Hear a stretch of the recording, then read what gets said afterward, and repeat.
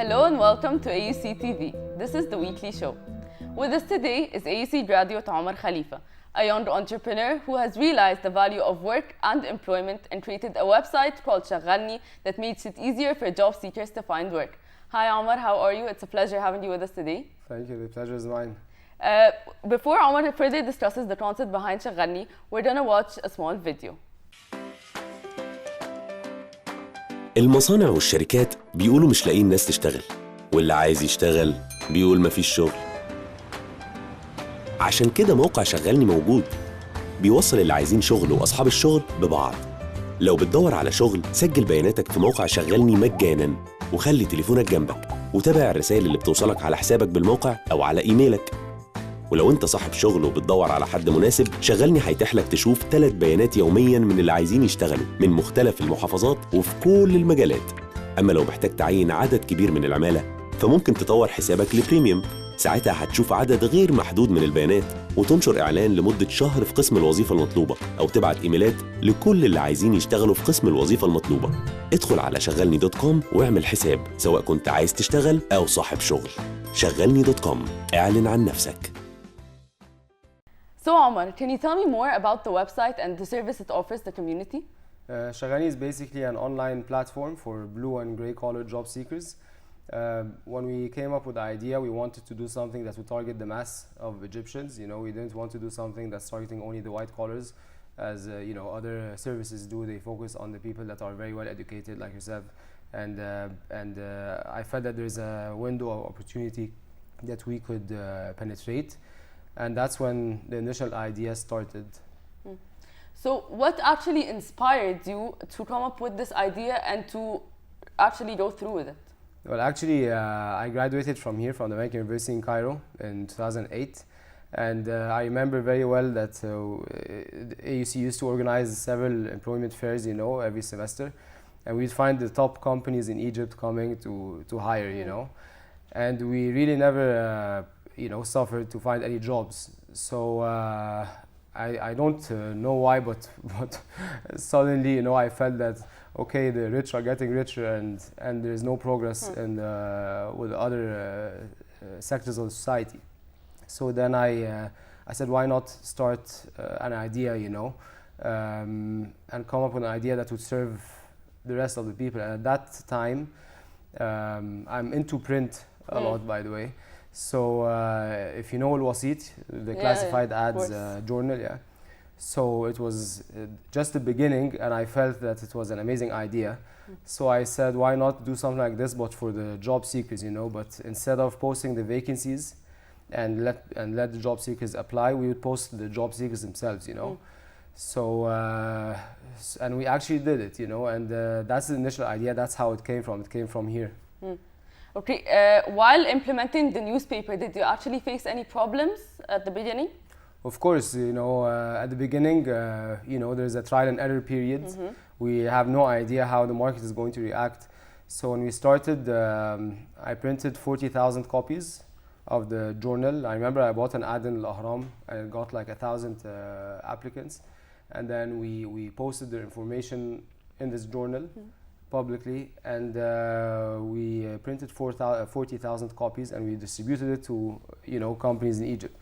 So 2 weeks after, you know, we want to take feedback, you know, and call the job seekers and ask them, did you get job opportunities? Did you find a job?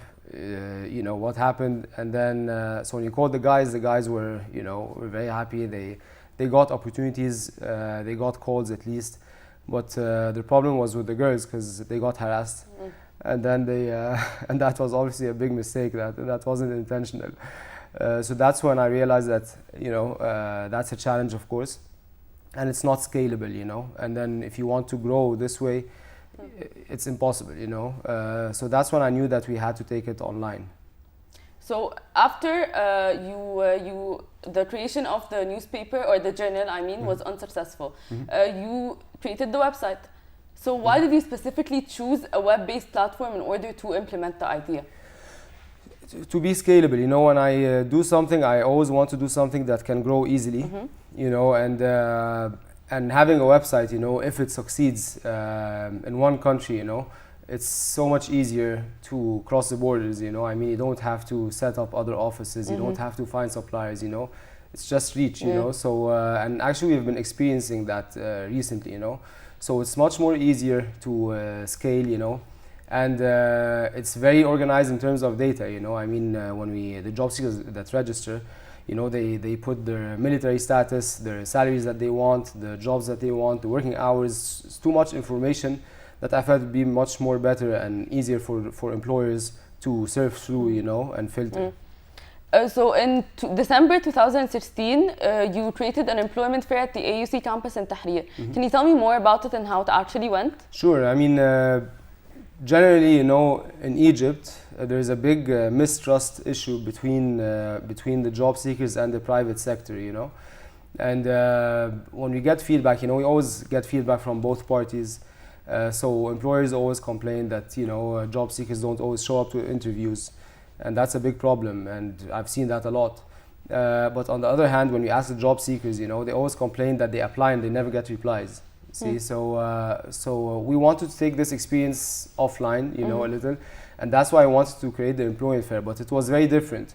We want to do something that's, you know, the same standard that what AUC used to do, and the theme was immediate hiring. Okay, so we were very serious, and we got the companies that were very serious and that are in need in hiring, and that was our marketing strategy, you know. And we promised job seekers that you're going to have the interview on the spot, and you're going to get either accepted or rejected, and that happened, you know. So again, I mean, a lot of people, of course, didn't show up. I remember we had a PR campaign that was worth £5 million, and we had like 10,500 job seekers registered to attend, and the ones that came were 1,400. Okay, so it's almost slightly more than 10%. But that wasn't, you know, of course, we expected this, but the good thing is that out of the 1,400 job seekers, 450 got accepted on this day. So 450 job seekers got jobs on this day, and that's what really counts, you know. Great.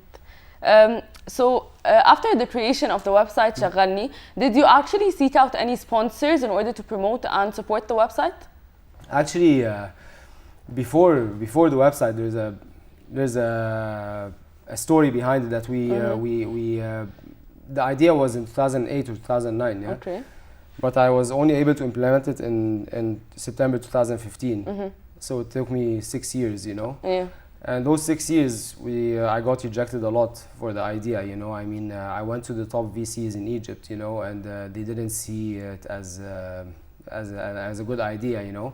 And I went to a lot of multinationals, you know, and you know, they weren't interested. And the idea is the same as today, you know. I mean, it's not like it was a different idea. Yeah. But I can tell you that more than 20 companies rejected the idea until one day I was lucky enough to you know, it's part of my job, and you know, I said I'm not going to keep on approaching investors or sponsors without having the idea live, you know. So I built the website as a beta version, you know, and when and right after I built it, you know, I had a target list, people I'm going to approach for help, you know, not necessarily funding. And then so the first one was Naguib Sawiris, and I sent his company email, you know. I don't know him personally, you know, at that time, you know. And so I sent, you know, to the email of, you know, info@blah.com, and I didn't really expect a reply, you know. So I sent an email saying, you know, my name is Omar Khalifa, I have a website called Shaghalni, we're helping blue collars and gray collar job seekers, and you know, and I need help in marketing because, you know, we're targeting the mass. It was a very short email, and I said, you know, and if this will take me to meet Mr. Naguib personally and present it, I'm ready. So 3 days later, they got back to me, and they said, Mr. Naguib read your correspondence, and he's ready to meet you. So that was, of course, a very good opportunity, you know. And so a week later, we met. The meeting was for 5 minutes, and he decided to invest in it. And by that time, I mean, when before meeting him, I had 500 users, which was a very small number, of course, but it was okay as a beta version, and that was a year and a half ago. Today we have 60,000 users and more than 4,500 companies registered. That's great. So we've all definitely heard of the great success of Shaghalni. What is the future of Shaghalni? Are you thinking of creating new employment fairs, or how do you aim to actually expand? Okay, well, we're focusing a lot on strategic partnerships, so this means that we don't need funding, we're fine, but we need to think in a very smart way on how to increase our user database, okay? So the more we go, the better we are. I mean, if we today in a year and a half we have 60,000 users, there's like this multiplier effect that is going to keep growing, but it's a long journey, and every week we have to come up with new ideas to develop the website even better and improve the user experience. So basically our plan is to get out of Egypt, not leave Egypt, but I mean expand. We want to be regional, and actually this year we're planning to launch in India. Why India? Because India has the largest workforce in the world compared to Egypt. I mean, the workforce in Egypt is 30 million people. In India, it's 550 million. And they're very similar in terms of the jobs, the salaries, So we want to launch there and create a strong database there, so we could offer it to the Middle Eastern countries, And I think that's a big opportunity. I've been studying a lot, the Indian market. Of course, there's so much more to know, but that's where we want to be. We want to be regional. If you want to be regional, you have to get the big players in the area, so it can be easier for you to offer your services to other companies. So that's one thing. Another thing we are doing now, coming up with new ideas in terms of marketing. So basically, the way that we get our users is either through Google search, organic traffic. That's something we're investing in, and online marketing. Okay, so we pay on Facebook, Instagram. So what we're doing now, and to be actually live next month, is that we signed with the CIB an exclusive agreement that we will advertise on the back of the Qmatic tickets. The Qmatic tickets are the tickets you get when you enter the bank to make a transaction. Okay, so while you're waiting, you'll have an ad of Shaghalni. Okay, so we talk about 1 million tickets withdrawn every month, across all governors. So that's a big opportunity for us, and it's actually very exciting. And regarding the employment fair, we're planning to have another one at the Greek campus on the 14th of October, and this time we expect a lot more companies and traffic, of course. That's definitely a great idea, and thank you so much, Omar, for joining us today and giving us insight about Shaghalni. We wish you all the success. Up next, another young, ambitious entrepreneur who has found the connection between education and sports and executed the idea that promotes both. Stay tuned.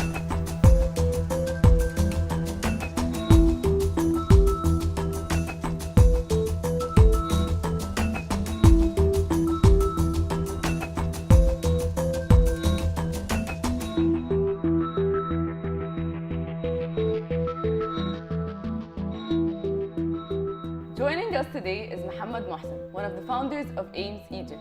AIMS organizes schools football tournaments and offers scholarships to USA universities for the winners. Hi Mohammed, how are you? I'm great, how are you? Before we begin, we're also going to watch another video showing us what AIMS actually is.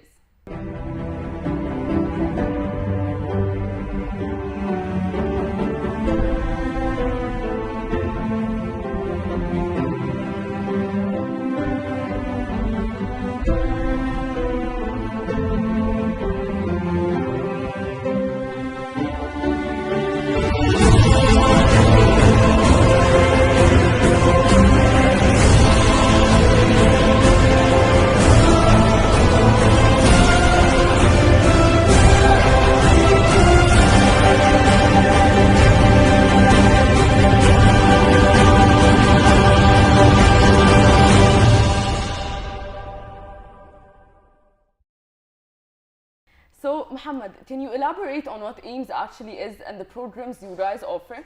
Okay, first of all, AIMS was established in October 2012. It was one of the most difficult years ever because it was the revolution. We just passed the revolution and things like that, so it was really hard for us to establish in the beginning.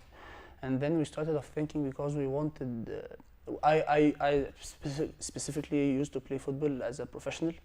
So afterwards, I thought that I thought that I would love to take a scholarship in the United States when I was playing, and it wasn't found in Egypt yet.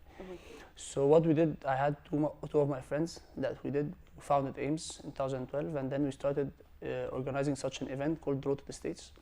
Road to the States is basically 8 schools competing from Egypt, and the best players, we get them scholarships in the United States.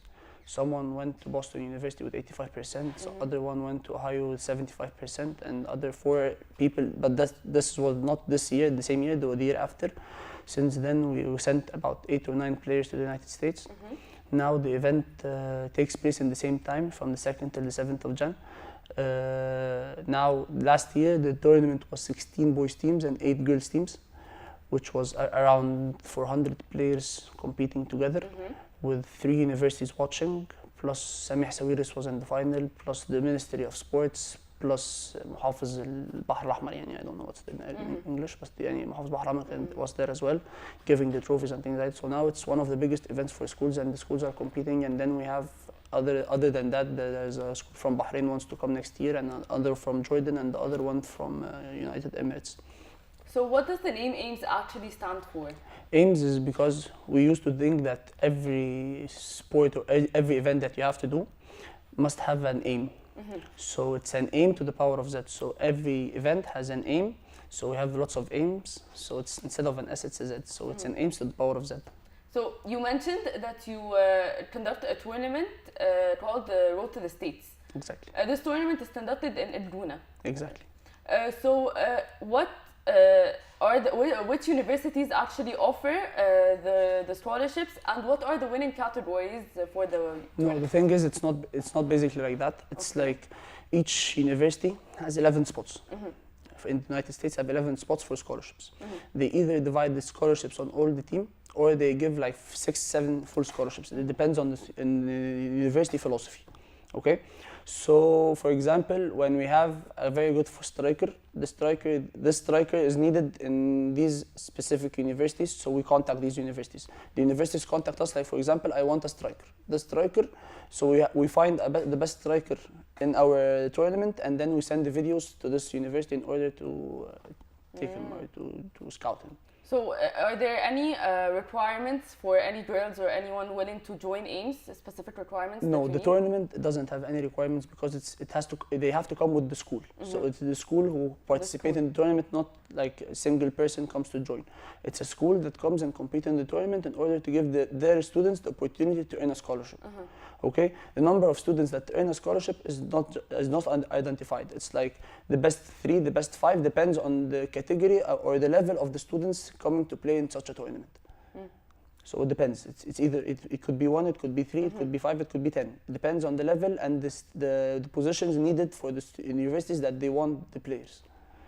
You also offer an all-girls football program coaching. Exactly. So, did you face any problems at the beginning of the number of girls willing to join, or were many girls actually interested in this program? Look, first of all, it was a bit hard and a bit tough in order to have a girls' academy, but the thing is, we started it from this tournament because when the scouts came, they found out that the level of girls is so low compared to the people playing in America. So what we thought about is having an academy and having a team that competes in the league in Egypt, in order to make them better, in order to give them the opportunity to get a scholarship afterwards. So we took the best players from the tournament, and then we created a team that plays in the league. Afterwards, we started opening the academy. After 1 year, we started opening the academy and having more coming players and younger players that come and join the academy. First of all, in Egypt, there is not a huge competition. There is only 2 competitions. So you don't have, for example, in boys, for example, you have 2007 league, 2006 league, 2005 league, 2004. Each year has its own league. In girls, we only have 2, under 20 league and the first team league. So the amount of players that play in the league are not that much. So it's really hard to convince players playing basketball, for example, to come and play football. It's really hard. But the thing is, we tried to make it as much professional as we can. We play in the league, and we took second on Egypt from 27 teams, and we took second in under 20 because, first of all, the coaches are not normal coaches. Like all of them have the passion and have the thing that we want to prove something. Secondly, that the parents think that their daughters are safe, because when they come and train with people like graduates from AUC or graduates from GC or whatever, and then they travel with them to Alexandria and to Hurghada and to Guna and things like that in order to play matches with other teams all over Cairo, all over Egypt.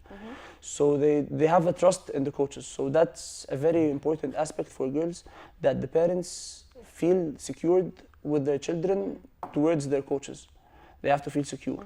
Because sometimes you see them more than their parents do, so they have to feel secured. That was the most important thing and the most important aspect. And then after 3 years, for example, after 3 years, we had now 250 girls playing football all over Egypt. We're the biggest football academy in Egypt. Like, for example, there is about 400 girls, for example, we have 250 from them. We have 50% of the market playing girls in Egypt. We have 3 branches, one in October and one in Tagama and one in Ma'ati. That's definitely great to hear. So personally, what are your views regarding the acknowledgement of female sports in Egypt? Do you feel that this sector is actually being neglected? Look, it is neglected compared to the boys. Definitely.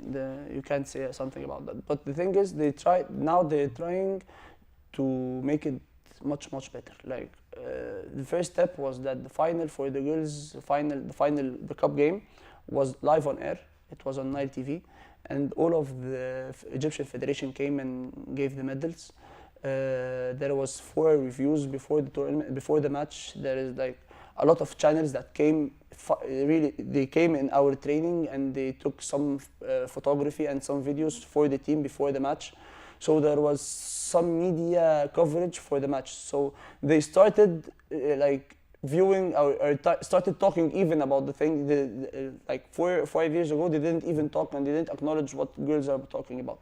But now, since there is already 27 teams playing as a first team and there are 16 teams playing under 20, so it started to grow. So they have to have some media coverage on it. But compared to men, it's nothing. It's even not 1% from men.